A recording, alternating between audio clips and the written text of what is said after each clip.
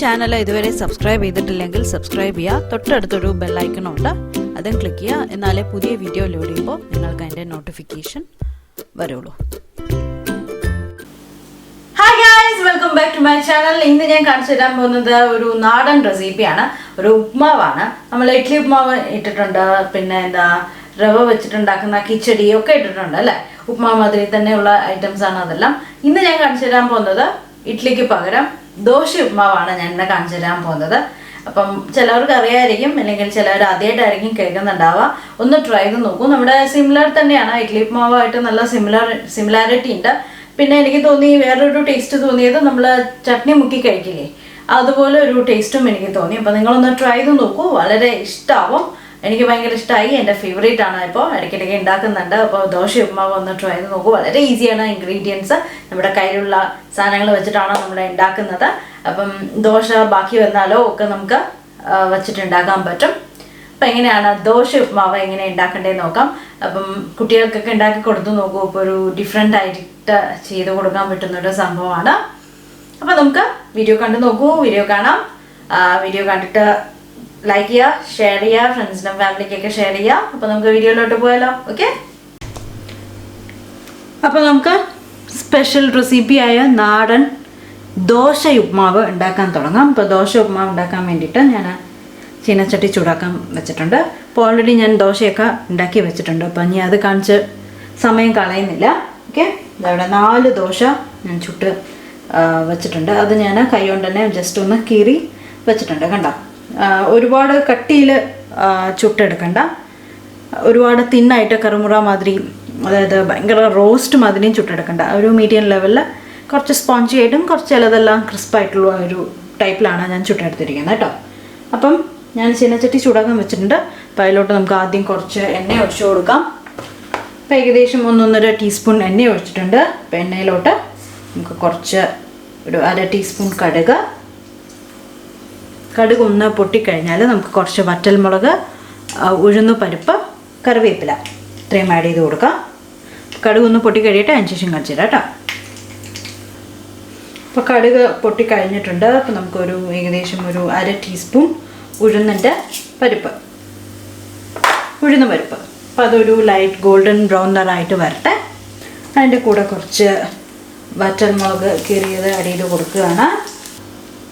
കുറച്ച് കറിവേപ്പില,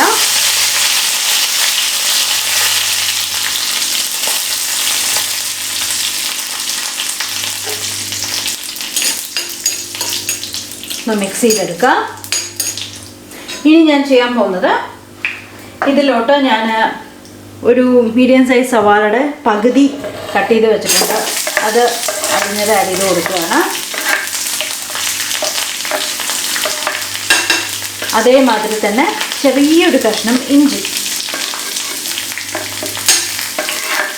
ഒരു 1/4 ടീസ്പൂൺ വരുന്ന മാതിരി കേട്ടോ. ഇതൊന്ന് സോഫ്റ്റ് ആണ് വരെ നമുക്കൊന്ന് ഇളക്കി കൊടുക്കാം.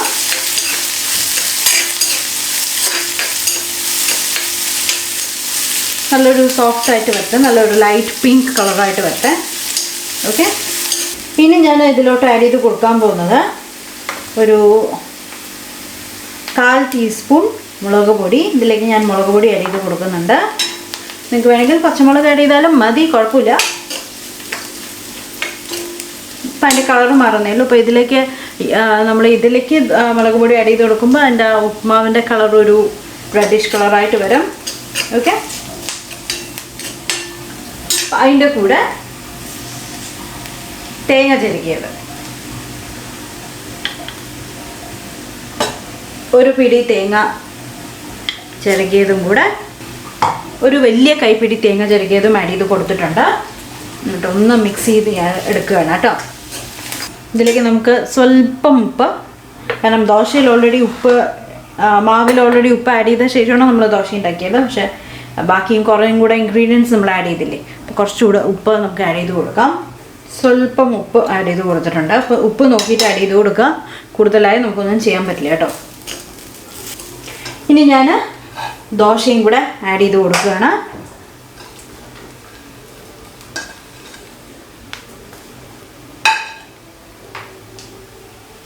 എന്നിട്ടൊന്ന് നന്നായിട്ടൊന്ന് മിക്സ് ചെയ്യുക.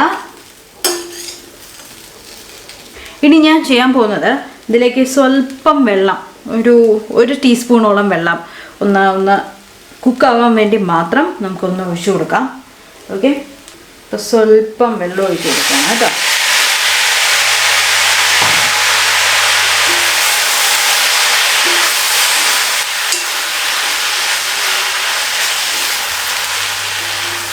അതിൻ്റെ ആ ഫ്ലേവറൊക്കെ എല്ലാവിടെയും പിടിക്കുകയും ചെയ്യും. ഒരുപാട് ക്രിസ്പായിട്ടുള്ള ദോശയാണെങ്കിൽ ഒന്ന് സോഫ്റ്റായിട്ട് വരികയും ചെയ്യും. ഓക്കെ, എന്നിട്ട് ഞാനൊരു 2 മിനിറ്റ് അല്ലെങ്കിൽ 1 മിനിറ്റ് ഞാനൊന്ന് അടച്ച് വെച്ചിട്ട് അതിൻ്റെ ആ ഫ്ലേവറൊക്കെ ഒന്ന് പിടിക്കാൻ വേണ്ടിയിട്ട് ലോ ഫ്ലെയിമിലിട്ടിട്ട് ഒന്ന് അടച്ച് വെച്ചിട്ട് വെയിറ്റ് ചെയ്യാൻ പോവാണ്. അപ്പോൾ ഒരു 1-2 മിനിറ്റ് ശേഷം മാത്രം ഞാൻ കാണിച്ചു തരാം കേട്ടോ. അപ്പോൾ അത്രയും വെച്ചാൽ മതി, 1-2 മിനിറ്റ് മാത്രം വെച്ചാൽ മതി, ഒരുപാട് വെക്കണ്ട. ഓക്കെ, അപ്പോൾ അതിന് ശേഷം കാണിച്ചു തരാം. ഏകദേശം ഒരു 2 മിനിറ്റ് ആയിട്ടുണ്ട്. നമുക്കിനി തുറന്ന് നോക്കാം. കണ്ടോ, അതിൻ്റെ ഫ്ലേവറൊക്കെ ഒന്ന് നന്നായിട്ടൊന്ന് പിടിച്ചിട്ടുണ്ട്. ആ സവാള ജസ്റ്റ് ഒന്ന് കുക്കായി വന്നിട്ടുണ്ട്. ഇനി ഞാൻ തീ ഓഫ് ചെയ്തിട്ട് ഇത് സെർവ് ചെയ്യാൻ പോവുകയാണ്. ഇങ്ങനെ നമ്മുടെ ദോശ ഉപ്മാവ് റെഡിയായി. ചിലതെല്ലാം ക്രിസ്പായി വന്നിട്ടുണ്ട്.